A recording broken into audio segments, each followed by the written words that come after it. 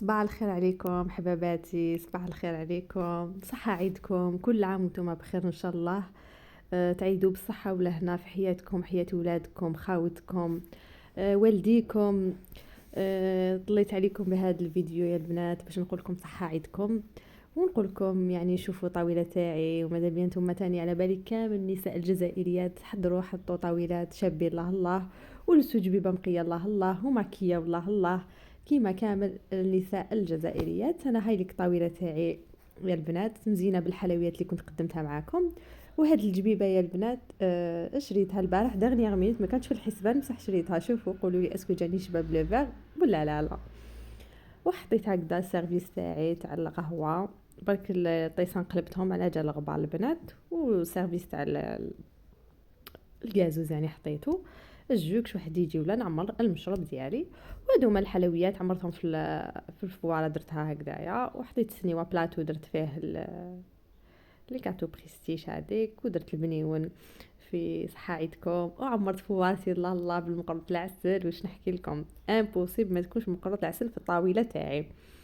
ان شاء الله نتوما تاني تكونوا عيدتوا مع احبابكم، يعني مجميع مريض ان شاء الله ربي يشفيه، ومجميع مسجون ان شاء الله ربي يخفف عليه ويتلقوا ويصبروا في هاد العواشر ان شاء الله، ويصبر ما عليهم ان شاء الله.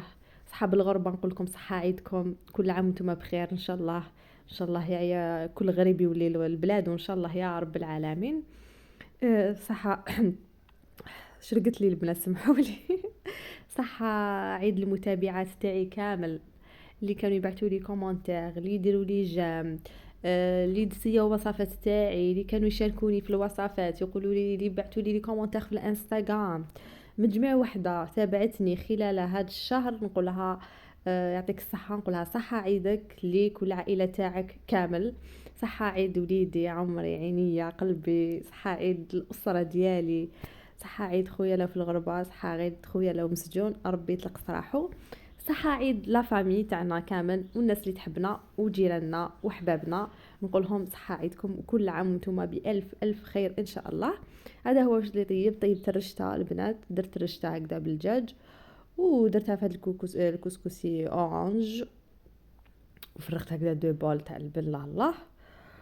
وفطرنا وجازت يعني الصبيحه تاع العيش تاعي كيما قاع العائلات الجزائرية، واحد يطيب طعام، واحد يطيب رشتة، واحد يطيب كل واحد وش يطيب، كل واحد وعاداته وتقاليده، وكل ولاية تختلف عن ولاية، يعني كل ولاية عندها طباق وتقاليد. في فيديو آخر إن شاء الله. شكرا حبيباتي، صحة عيدكم.